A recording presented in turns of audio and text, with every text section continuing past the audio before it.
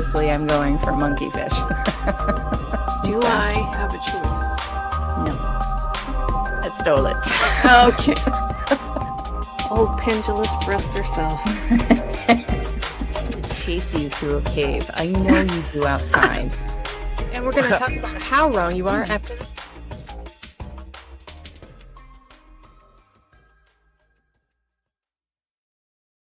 Hey everybody, and welcome to Monsters Lounge. I'm Jeni.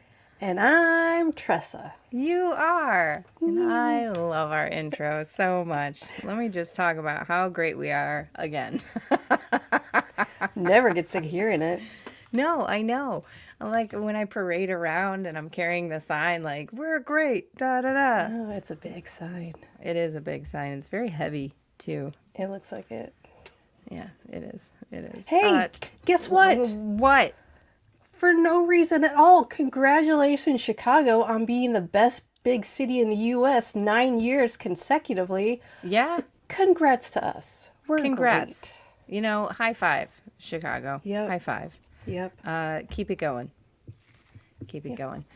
Hey, guess what else? What? We have a really great guest on tonight. I know. Why don't you tell us about him? I'm gonna. So It wasn't meant to I got really aggressive really quickly. yeah. I'm not quite sure why. Wow. Maybe I should stop carrying that big sign around. Yeah, it's making you angry. It really is.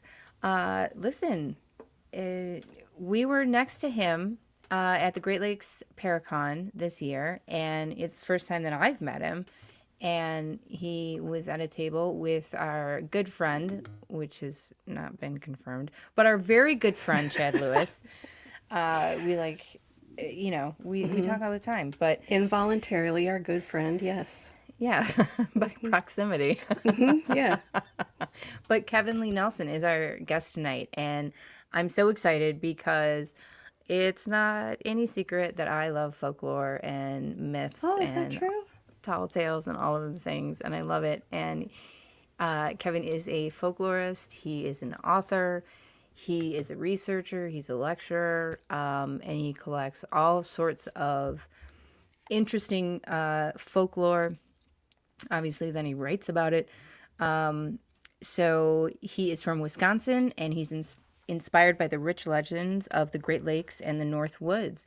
He explores all the hidden folklore and high strangeness. And he's appeared on ABC's Scariest Places on Earth and Discovery Channel's Mystery Hunters. And he's lectured all over the place, and he oftentimes also writes with good friend of the show, Chad Lewis. So help me welcome Kevin Lee Nelson, please. Hello. Hey, for having me on the show. Thank you for being on the show. I know you don't do this a lot, so I'm extra excited to talk to you. So. Hey.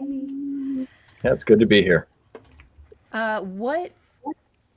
So I know for me kind of growing up, like that was most of what was around. Like I didn't really grow up with a religion or anything. I grew up with my grandparents sort of sharing folklore and fairy tales and all of those things and myths with me. How did you get interested in folklore in general? Well, I get asked that question frequently, and a lot of people that are in this kind of field usually have some kind of like formative experience. Something really strange happened to them that kind of changed their whole paradigm or way of looking at the world. For me, it was more of just a gradual thing. It was just kind of, I didn't have that one, I saw Bigfoot in the woods kind of thing, and then it changed my life moment. For me, it was just kind of something that's always been there. I've always been interested in the strange and the macabre. Usually the darker side of folklore, monsters, ghost stories. I mean, it's just literally been there since I was a tiny, tiny child. One of the tales that I tell people is in fourth grade, we were doing a project where we had to do basically like a show and tell kind of thing, or a demonstration in front of the class, one of those really early, speak in front of the class kind of things. And when most kids were showing, how to make a PB&J or how to tie your shoelaces and things like that, I chose how to do a seance. So it's just kind of always been there. I can't explain it. It's just kind of in my DNA.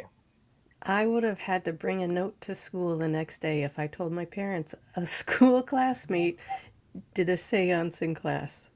Oh That would yeah, have, you would have ended effectively ending your education. yes, I would have been homeschooled for the rest of my life. Well, Yeah. this was the 80s, back, for Yeah. Gen X kids, it was kind of anything goes. No one really cared. Oh Oh yeah, no, I'm Gen X. absolutely. I We were grew up in the bringing 80s. spiders in like pets, like nobody paid any attention. Yeah. Like, here's this tarantula I found. It's a daddy long legs. I'm pretty sure it's a tarantula though. That's kind of how it went. Yeah. Yeah. Yeah, so that's interesting. So you didn't have a lot of this stuff in your childhood.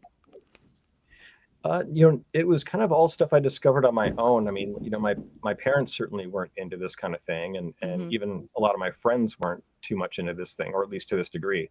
So it's just kind of a fascination that I always had. I was always picking up books. I was always a big reader, Yeah. and I think curiosity just kind of, just drove me in that direction. Yeah. I think it's fantastic because the more people that we talk to, it's like the commonality is that curiosity, and it's either and it's usually formed by something in childhood. Like I'm the same way. Nothing actually happened to me. I just grew up hearing stories. So, Hmm. so are you specifically interested in like the folklore of sort of like the Midwest, like upper Midwest area? Is that what technically would be the Northwoods? I don't even know. Uh, well, people have different ideas, even what the Midwest is, but a lot of people consider the Northwoods kind of the upper half of Michigan and Wisconsin and Minnesota, Okay. up into obviously into Canada from there. Yeah. Okay. All right. Good. I like that. But I research stuff, across the whole country. I happen to live in Wisconsin, so it makes it a lot easier. Yeah. A lot of things that are right on my doorstep, so to speak. But I do research things across and travel the country. So it's kind of anything that looks interesting, anything that looks fun and spooky. Usually, I'll jump on it. Yeah. Heck yeah. One of the things that I've heard you talk about, and I like this so much, is just the importance of finding some of these folklores or some of these folklores. That's what they're called, right? Um, some of these stories and myths, and recording them before they're sort of gone, right? And why do you think that that is so important? Or could you tell us a little bit about that Yeah, idea? absolutely. So with folklore, in the past, things were often, folk tales and traditions were often passed as oral traditions.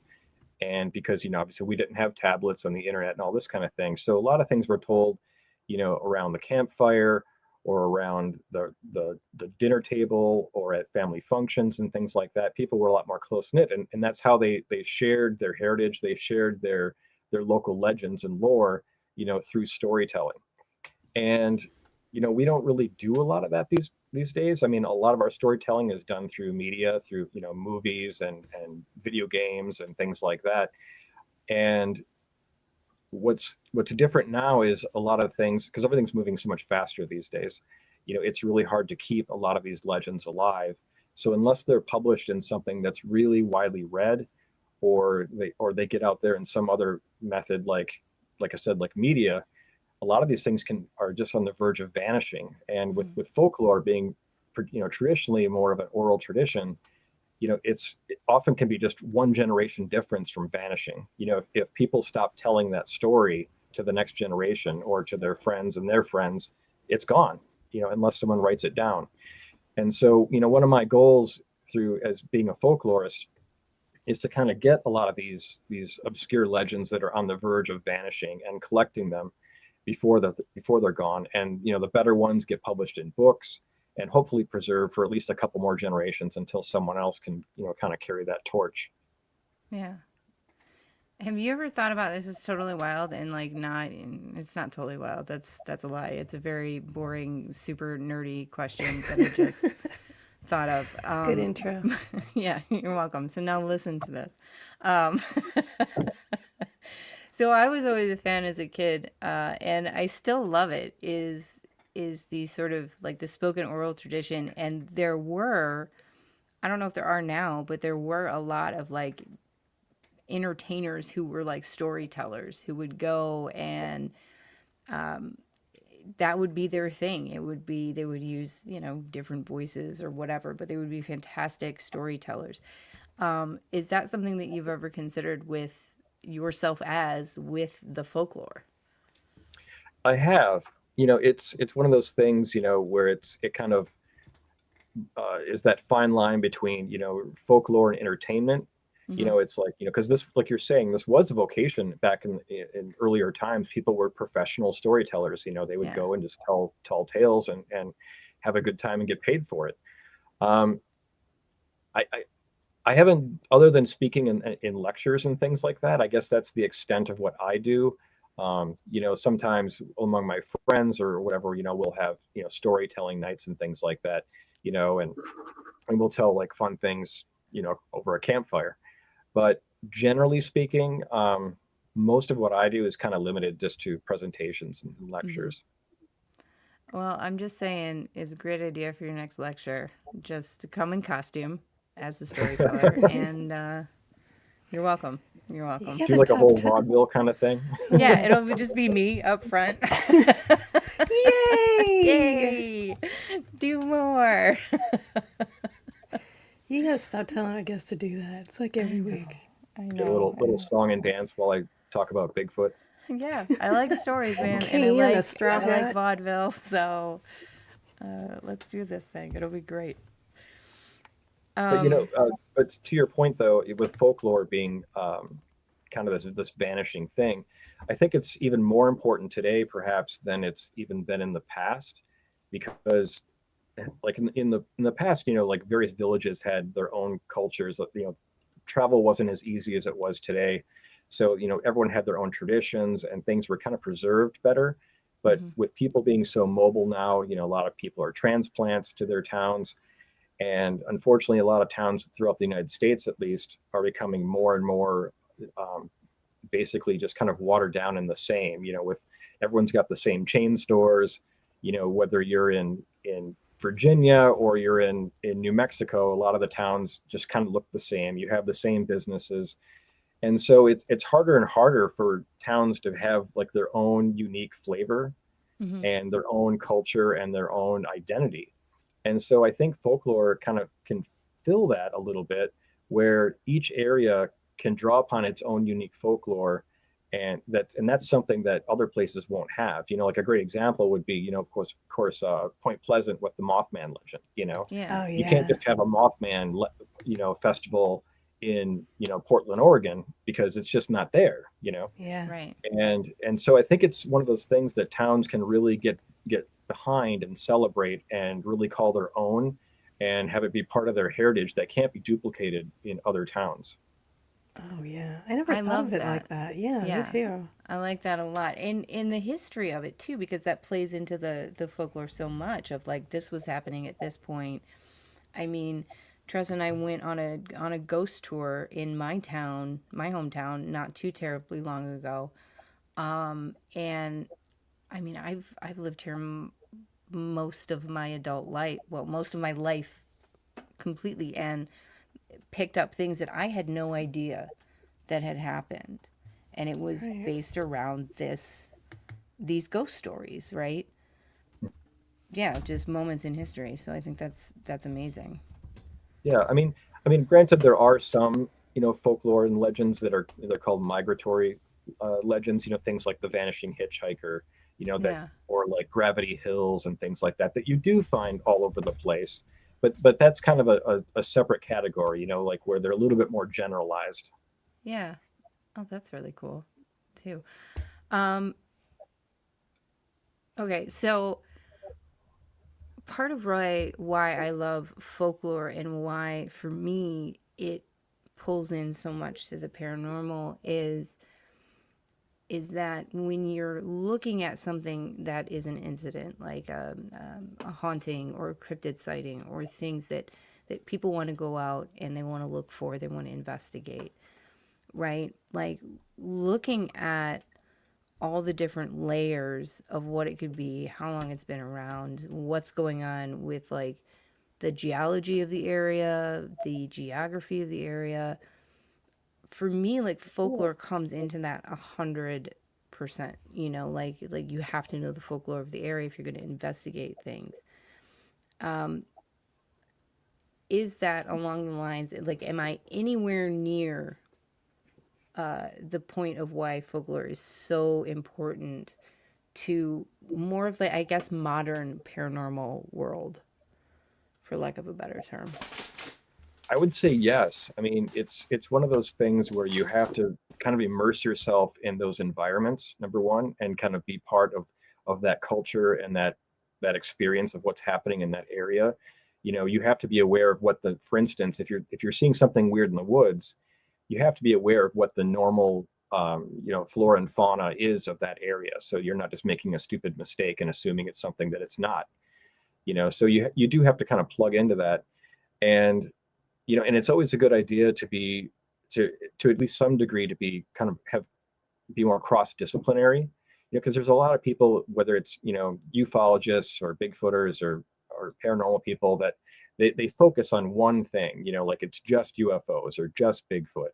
And and or if it's, say, in the Bigfoot case, they might have a little bit of background in biology or something, but a lot of this stuff is so strange that you kind of have to be a generalist to some degree. You have to know a lot of different things. You have to know a little bit of physics, you have to know a little bit of biology, you have to know a little bit of just the area lore, just to kind of put all those pieces together so that you're not missing something that's really obvious to someone else. I love it. It's like a well-rounded approach. Hmm. Yeah. Um, I am sure that we have a couple more questions, but I know that we do have to go to commercials. So do you want to, shall we do that at some point? Here. Great segue, Jenny. Thank you.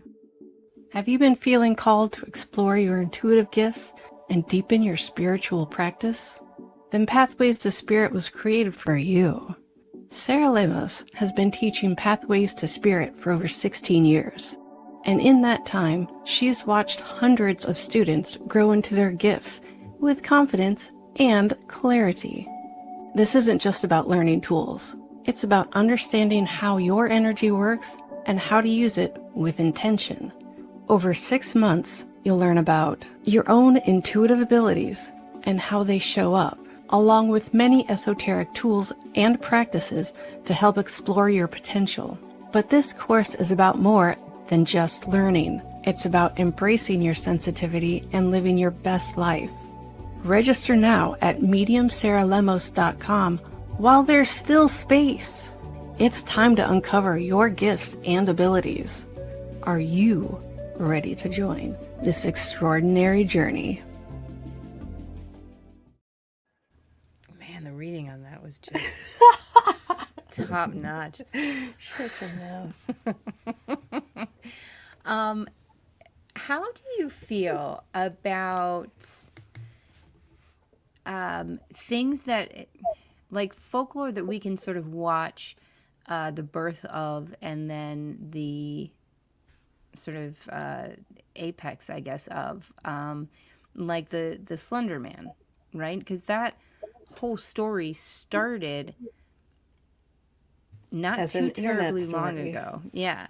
Yeah, yeah. How is that for you looking at this? Looking at That I'm folklore? glad you asked that. I find the whole uh, basically digital folklore movement that started, with creepypasta and all that kind of stuff, really, really fascinating, because we're basically witnessing the creation of folklore and legends in real time, you know. Yeah.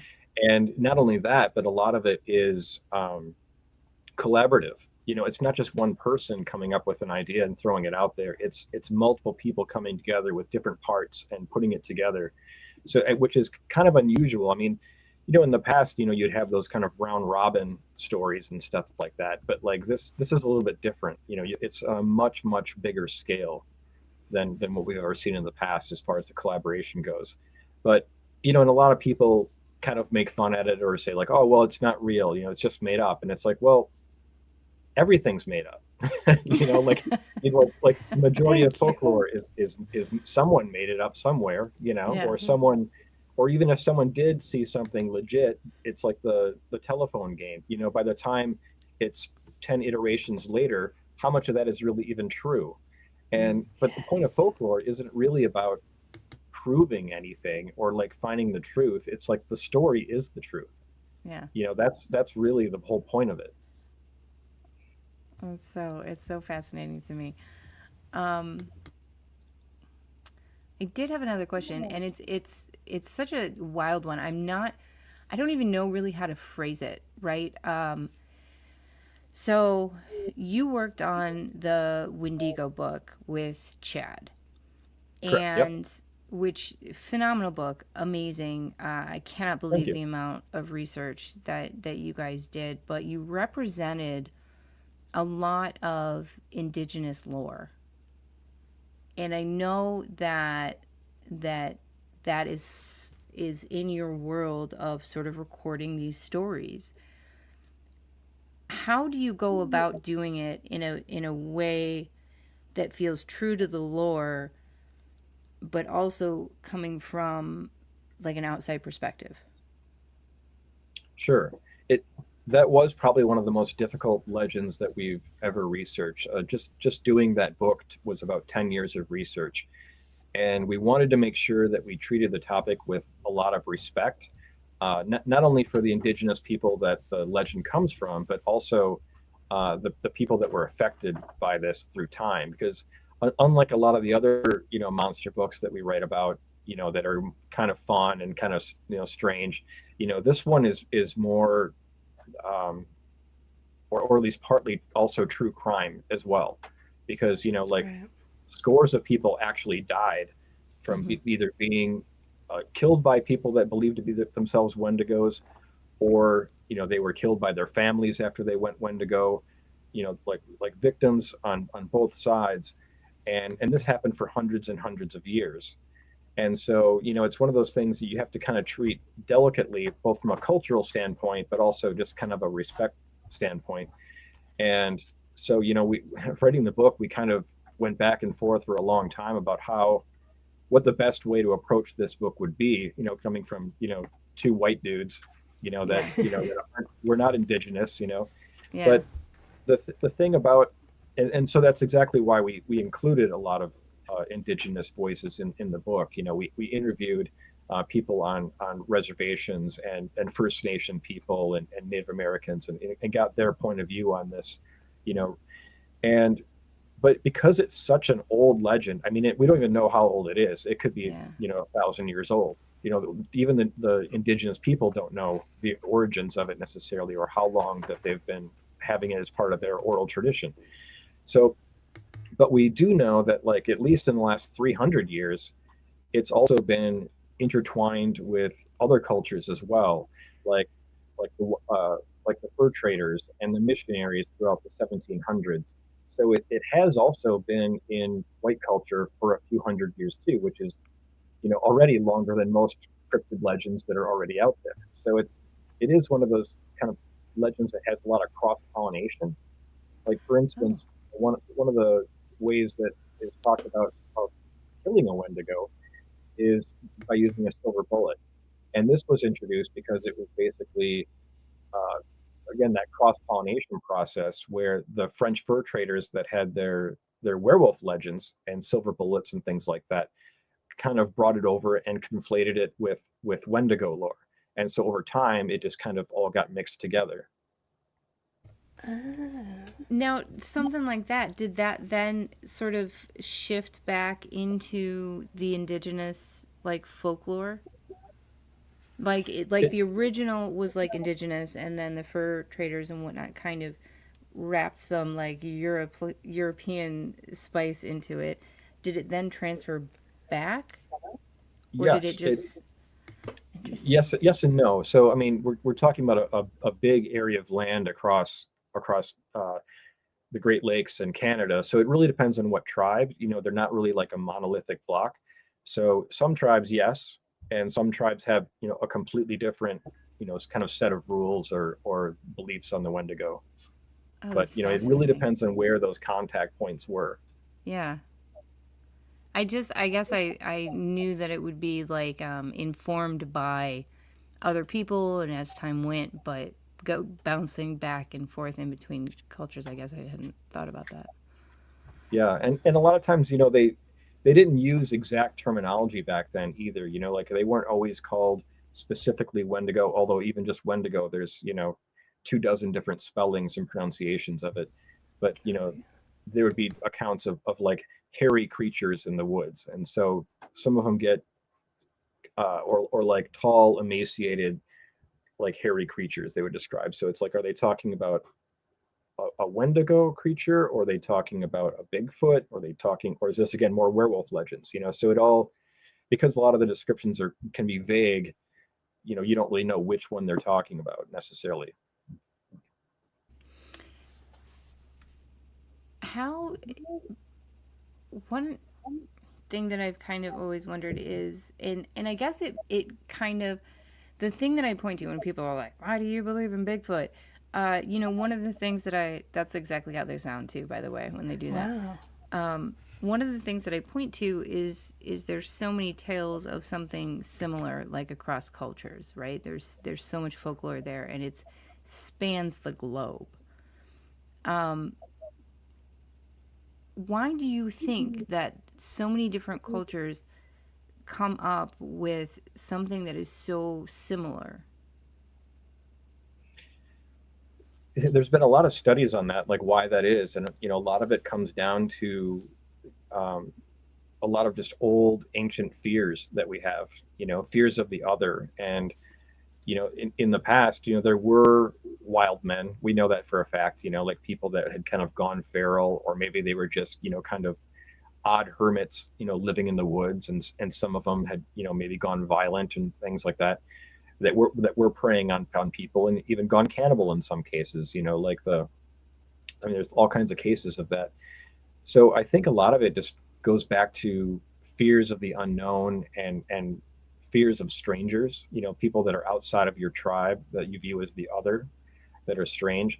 You know, across a lot of native tribes, you know, there's a lot of tales of Bigfoot like creatures, you know, that carry baskets. You know, they'll like abduct children or abduct people and throw them in the basket and take them back to a cave and eat them and stuff. And it's, you know, it's these kind of cannibal giants that you'll see these tales, you know, all throughout history. I mean, even, you know, like in early Mesopotamia kind of history, you know, like you'll see stories of cannibal giants.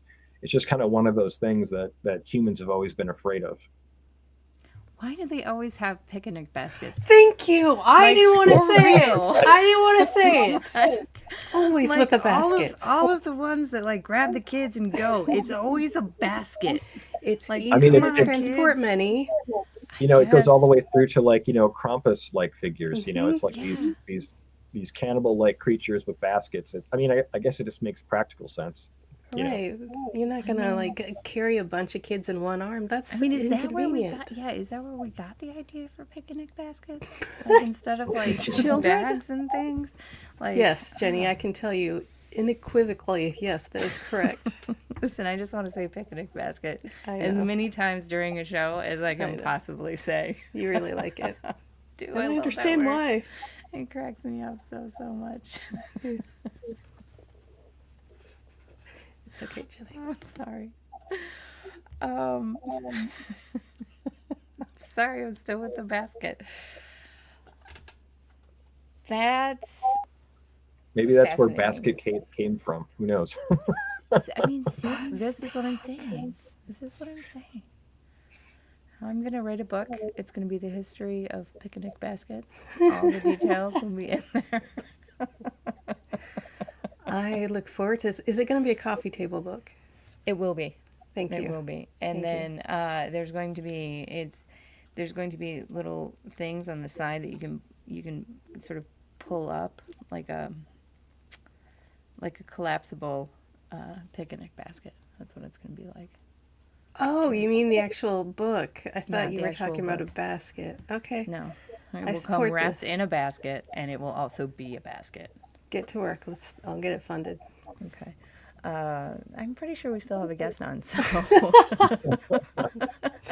Sorry, she got really excited and I I wanted to did. support that. Kevin, would you like to co-author a book on picnic baskets with me? Yeah, maybe that would be a really good seller. Who knows? See? Right? Yeah. Release it during Easter? Get out of here. You're welcome. Fantastic. Um, I would love to hear some stories. I would absolutely love to hear some stories, things that you have found that were interesting. I did hear that you have some history with scarecrow folklore, and I feel like kind of this is the season where that's all of a sudden very important again. Yeah. So I wrote a kind of a sort of a research paper, I suppose. It was an article for volume 4 of Backroads Lore that was all about scarecrow lore. Because I've always had a fascination with scarecrows, kind of my whole life. I just love the whole imagery behind them and the history, and and being from the Midwest, they just kind of feel kind of like Midwestern, like Oh, you know 100%. cornfields and things like that. Yeah. Um, but yeah, they do have a very, very long history going way back. I mean, and not just within European culture, but the Japanese have their own scarecrows, and it's and the Native Americans had scarecrows before settlers even arrived here. And there were variations, of course, on how they looked, but essentially they had the same function as keeping um, birds out of crops and from destroying crops. And they were really used up until the point when we started basically using pesticides and like GMO things like that, because prior to that, birds would just destroy tons of fields. I mean, it was a huge Mm-hmm. problem. And they would hire little kids and old men to go out there and like make noise and chase them away and stuff like that. And when they couldn't do that, they would put scarecrows up. And but once they started kind of changing how the whole farming practices, adding pesticides and things like that, then birds stopped eating them because they would get ill if they did. And crows and things like that are pretty smart. They learn pretty quick. And so things have kind of changed. That's why you don't really see scarecrows too much anymore. But I just find it really interesting how the folklore changes from area to area. I'll give you one example. For instance, out east in Pennsylvania, in where the Pennsylvania Dutch region of Pennsylvania is, they have a tradition where they believe that if you leave a scarecrow out in the field past Halloween night, that evil spirits that are wandering about on Halloween night will inhabit the scarecrow and bring it to life. And then it will, hop down and start creating mischief and causing all kinds of havoc. And so they have a tradition where before Halloween, they burn the scarecrow, and to make sure that it can't resurrect after Halloween night. And then the next year they build a new one. So it's really interesting tradition, and it has some commonalities with some practices in northern Minnesota that we discovered when we were writing the Wendigo book. So in northern Minnesota, there's a tradition where some people don't like to build snowmen because they think that when the Wendigo spirit is out in the wintertime, that it will see a snowman and mistake it for a real person and inhabit it and bring the snowman to life. So instead of a magic hat, bringing it to life, it's this kind of roving Wendigo spirit. And so some people were like, don't build snowmen because it's asking for trouble. I'm sorry, but listen.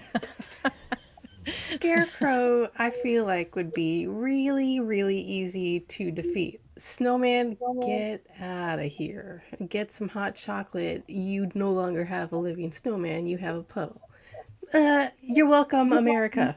That's what I'm saying. Meanwhile, I'm just thinking about Snowman with, what was it, Michael Keaton's voice? Does anybody remember this? Jack Frost.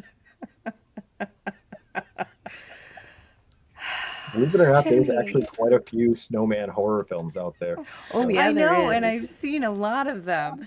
And I now don't I think know Jack where that's Frost, coming the from. Michael Keaton movie, was a horror movie. I know, but in my unless you head hate that now kind it of has movie. been. Yeah, no, now it has become where it's Michael Keaton's voice, and if I could do the impression, I'd be like, "I'm gonna eat your kid." You did it anyway. I did it anyway. It's Mr. Mom as a snowman. He's gonna murder you. All right. Thank you, Jenny. So, all right. So scarecrows could be very terrifying because they could become inhabited by horrible spirits. You know what Same else thing is with snowmen. terrifying? Uh-oh. For those of you naysayers, I want you to know how much I appreciate how many of you grabbed a hold of my small package after last week's show.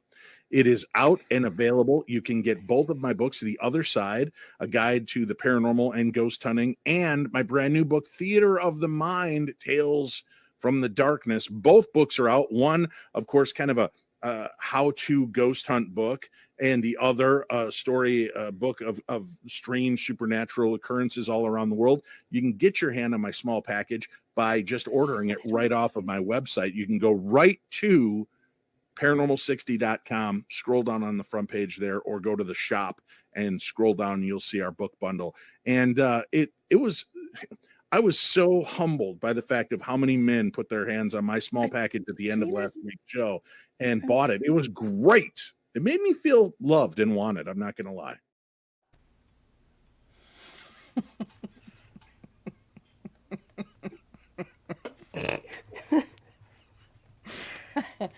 All right. I would like more stories, please. Are there small stories, not small stories, lesser known, that you absolutely love, that you feel don't get as much publicity as they should? Publicity wasn't the right word. When, for instance, we're Chad Lewis and David Weatherly and I have been working on this Backroads Lore series. We have 4 volumes out. That's kind of the whole thrust of the whole series, is to basically focus on stories that are lesser known and kind of obscure, and like I was alluding to before, things that are on the cusp of vanishing potentially. Like rather than just doing another Bigfoot story or another Mothman piece, we're trying to dig up ones that people haven't read before, because everyone likes to see something new or read something new. Trying to think of some ones, and of course, like some of these might be well known from the area that they're from, but outside of that area people might not know, because I always run into that at conferences. I'll talk about a story that people that I thought was that no one knew about, but then there's someone in the audience like, well, I'm from that town, everyone knows that story. It's like, well, town probably, but like outside of your county, probably no one, that kind of thing. So like one of the articles that I wrote for volume 1 is a creature called Sinkhole Sam that is out in Kansas. I don't know. Have you guys heard of that one? No, I would love to though. Me too. Okay, so without getting too detailed. Basically, there's these sinkholes out in Kansas, and they've been around for the sinkholes have been there for quite a while, although they're kind of shrinking in size now due to water table going down.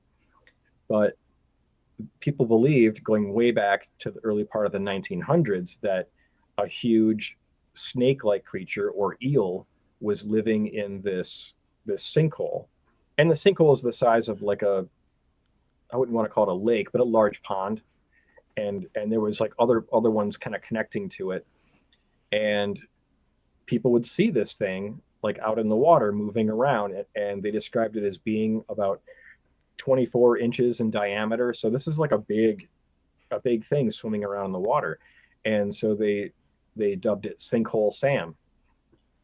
And people would go out there, and cars would line up, and people would be waiting to take pictures of it and stuff if it surfaced, that day and stuff like that. And there was all kinds of theories on how it got there. They thought that maybe that sinkhole was connected to a whole bunch of other sinkholes that, through like subterranean caverns and things that connected them all, and that it was moving between sinkholes and things like that. but there's all, if you look at the old newspaper reports, there's some really really fun artwork too that the newspaper illustrators did of what Sinkhole Sam allegedly looked like and stuff, and kind of jumping out of the water and attacking people, and so it's kind of one of those fun stories because you don't often hear stuff coming from places like Kansas. It's Right. there is stuff there. I mean, it's just a matter of digging deeper. But I've been to the sinkhole a number of times. I didn't see anything, unfortunately, but it's just kind of one of those fun stories that you don't often hear. Another one would be down in Georgia. Let's see. Trying to think. Which one is it's there's a woman in this town that will basically sneak. It's kind of a haunted legend. This woman dressed all in black will sneak up behind you and basically grab you, especially if you're a little kid, and scream into your ears. Okay. Yeah. And they call her Molly. And basically, and so all the kids for 100 years in this town have been terrified to go out at night because their parents tell them, of course, if you go out at night, that she'll scream in your ears and if she catches you, and she'll chase you down the street, this woman with like a black veil, and she's supposed to be abnormally tall and kind of thin and creepy looking. And so that's another one of the legends that we write about in Backroads Lore is because they still talk about it to this day. There's even a restaurant that's named after her that has what they call the screamer. It's like this gigantic burger that's not 9 patties tall, and then if you can eat it within an hour, you get it free, kind of thing. Okay. Well, they couldn't go with an alliteration there, like screaming Molly. Come on, we got Sarah, we got Scarlet. What are we doing here, people? You can do better than Molly.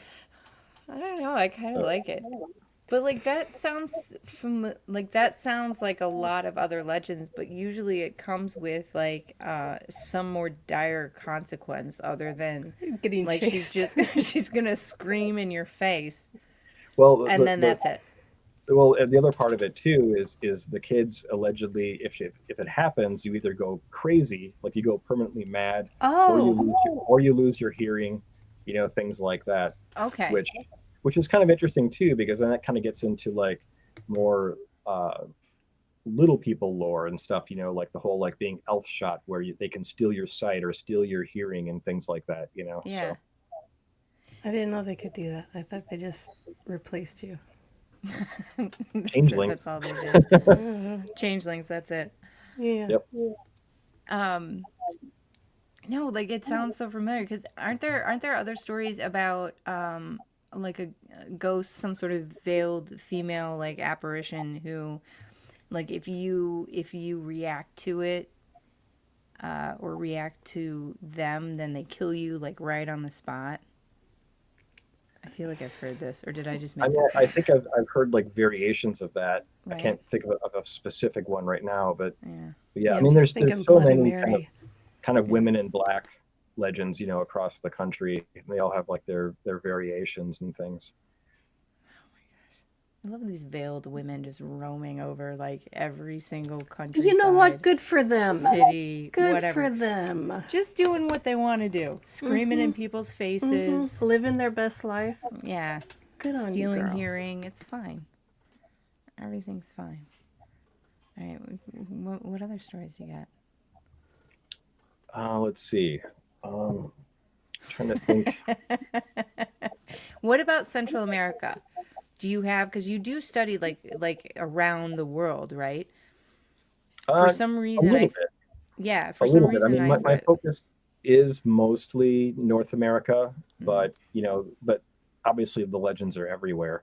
Right. Of course, in Central America, you have what are called cadejos, which are sort of like a take on the whole black dog legend or hellhounds. Oh, okay. Only for them, it's they come either black or white. And if you see the white ones, that's seen as more benevolent, but the black ones, usually if you see them, you're cursed, and you can often what they'll do is they'll they'll lead you astray in the jungle and things like that, and and so that you're lost and can't find your way out, or just flat out curse you, kind of things. Well, I that don't just need a sounds like dog to do that. any animal and me. Yeah, I'm I just don't need gonna a follow dog to this get me goose lost. for a Yeah. while. Yeah. Like, Right. If you follow any animal into the woods, aren't you going to get lost if you're not paying attention? and I have. And a lot of the stories from Central America. I mean, anytime you have a place that has either thick woods or thick swamps or thick jungles, you always end up with folklore and legends about things that will lure you in, into a dangerous area. Like Yeah. lure you into the swamp where you get sucked into the quicksand, or like the famous one, of course, is the will o' the wisp. People Yeah. see these ghost lights out in the swamp, and they go, like, well, what is that? And they go following it, and then they end up drowning or getting stuck. But with the jungles in South and Central America, it's the same thing. There's all kinds of legends of things that lure you into the woods in different ways. There's ones that will portray themselves as beautiful women that lure men into the woods, or sometimes ones will do mimicry. Like what they'll do is like if there's children, they'll mimic their mother's voice and call them into the jungle, when they're never heard from again. I do that. Things like that. Yeah, you do. So anytime you have an area So weird. that's full of danger, you end up with these folk tales.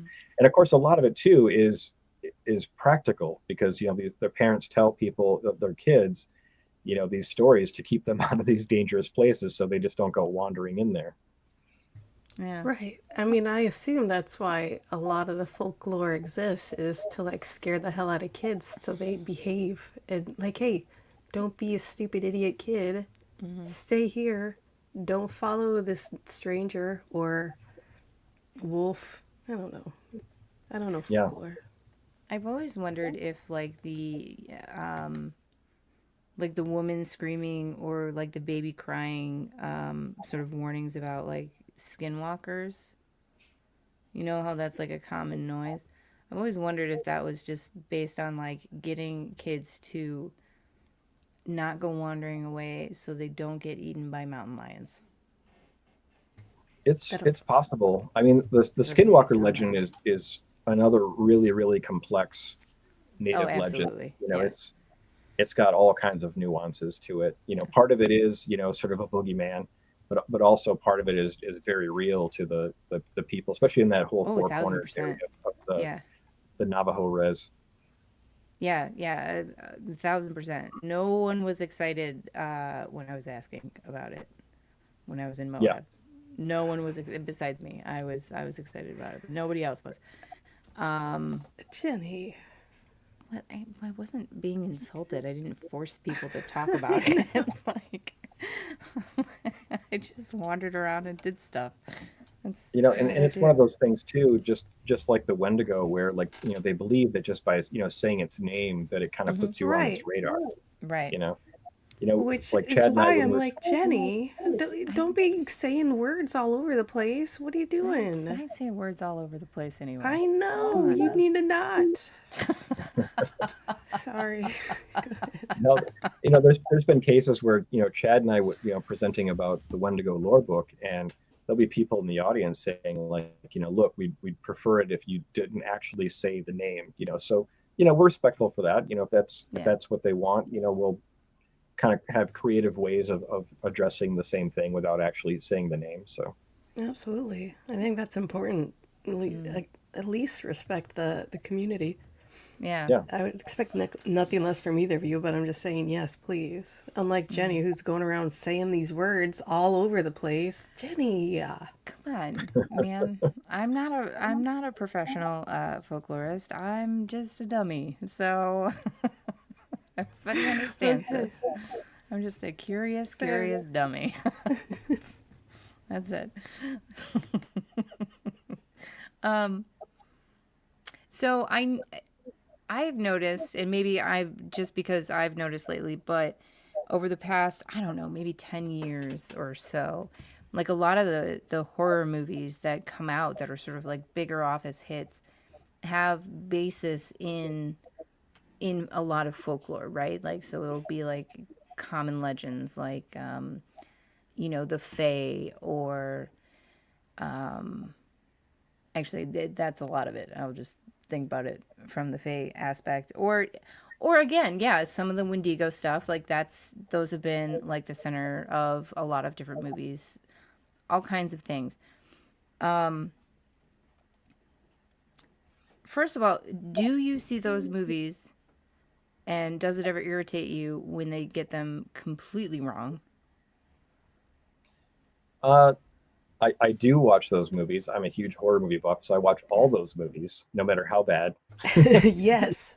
The better, Yeah, the better. yeah, And it is kind of irritating sometimes when they get things like really obviously wrong, like it would have just taken just a smidge of research to like do better. But at the yeah, same time, it's like, a lot of these legends have so many different variations that there is like no like one right way to tell the story, perhaps. So, I kind of give them a little bit of leeway in that regard. But, what I find interesting is just how these things kind of go in kind of spurts. Like yeah. right now, like folk horror is really huge. Mm-hmm. Like lots of horror movies that are of a folk horror bend, and and some are straight up folk horror, and some they're kind of like trying to fit a square peg into a round hole thing and calling it folk horror. Um, but at least they're trying. It's some interesting things. Like there was a Wendigo book, or sorry, movie that came out a few years ago called Antlers, that I Yeah, was saw really that. excited for, because Yeah, it was actually had a real budget, because every Wendigo movie that's come out prior has been something very, very low budget. Not that they're bad, but just like you could tell that they had limitations in what they could do. yeah. And this one seemed like a bigger budget, so I had a little bit more hope for it, and it's okay. But Mm-hmm. I wasn't really crazy about the end design of the creature, and Yeah, not a fan of overused CGI either. So, yeah. but it's still worth watching.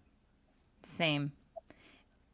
Have you noticed that when these things come out, do they either sort of, just from like general observation, do they then sort of alter the folklore, like we were talking about with other cultures sort of coming in and changing it a little bit?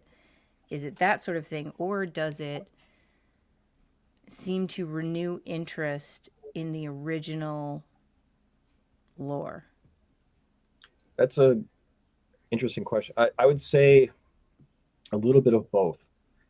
A lot of these legends are constantly evolving.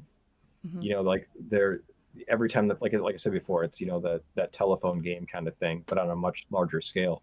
So they're always kind of changing through history every time that they're told, or when a new generation kind of puts it through its own filter of experience. They kind of see something a little bit different, because every generation has different fears, different anxieties, and so they make little tweaks here and there. You know, in essence, usually the core remains the same, but different nuances get altered over time. But then you get people that just really want to know where this all originated, and so then you get people researching and trying to get what is the authentic or most original version of something, and then they try to portray that. So you get a little bit of both. Again, to use the Wendigo legend as an example, when most people today think of a Wendigo creature, they think of this kind of Northwoods creature that has sort of like a elk skull with antlers and stuff like that, and that's an entirely modern creation. That's something that came about in the 1930s, and it's just been kind of pushed along through the media and through artwork and things like that. But traditionally, the Wendigo didn't have antlers at all. It was just more of like a really skinny, cadaverish ogre in the North Woods that would just eat people, and it was almost unstoppable. But it didn't have the antlers. That was kind of brought in later. In the book, the earliest that we could find a depiction of that with the antlers was an illustration by an artist named Matt Fox, who often did illustrations for like Weird Tales magazine and stuff like that. Oh yeah. And he had a depiction of the Wendigo that went alongside the famous story The Wendigo by Algernon Blackwood, and he portrayed it as this sort of like Northwoods or like woodland elemental kind of creature, with horns and furry and that kind of thing. And ever since then, it's just kind of been in the consciousness of, or at least white America, of what a Wendigo looks like.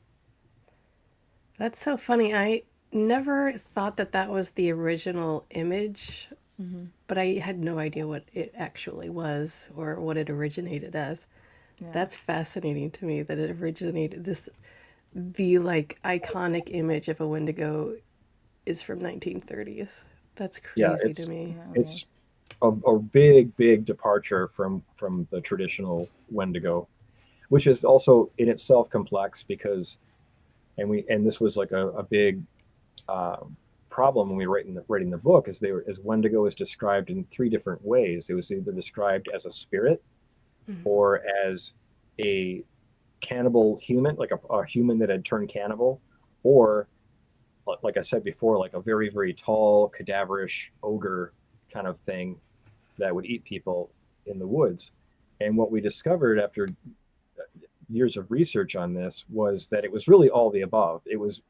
They were all the same thing, but it was a process. So the way that it works is, according to the traditional beliefs, is there's a Wendigo spirit, which is the spirit of starvation and cold and ice, and a lot of things that obviously indigenous people feared, especially during the winter time when food is scarce. And they believe that when a person is in starvation mode and their body is weakened both physically and spiritually, that this Wendigo spirit can then invade them because they don't have the power to defend themselves or keep it out. And then once it invades them, they turn into that phase 2, let's call it, where it's a person that is a cannibal, because the Wendigo basically makes them want to eat human flesh. Yeah. And they believe that if you cure that person, whether it's like a shaman doing some like an indigenous style exorcism or what have you, you can still be cured, but up until the point that you actually eat human flesh, like at that point, it's seen as irreversible. And then once you start eating human flesh, the more you eat, the more monstrous and bigger you get until you start turning into that creature like thing. So that's kind of the stage 3 of it. So that's kind of how the whole process works according to the traditions. It's fascinating to me that follows along the course of like what you would hear in exorcism tales, of like a demonic possession in our culture. You know what I mean? Yeah. And in the book, we even found cases where indigenous people were cured by Catholic priests and missionaries. Even though that wasn't their tradition, that wasn't their belief, like for some reason, and maybe this is the power of belief, whether it's, a religious authority of any stripe, has the authority to, remove this spirit.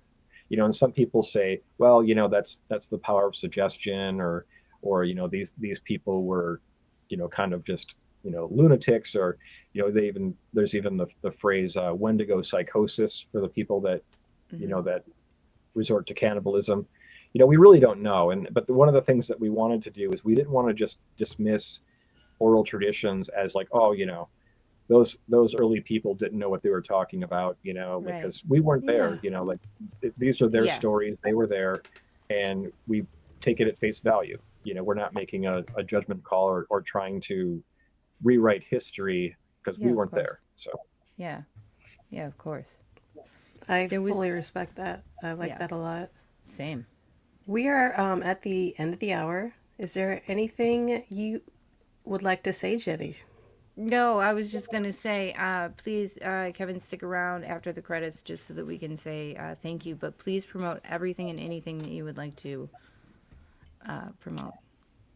Yeah, I would just say, if you're interested in folklore, check out our Backroads Lore series. We've got 4 volumes. It spans anything from UFOs to monsters to ghosts, and any kind of high strangeness that you're interested in. There's probably an article or 2 in there.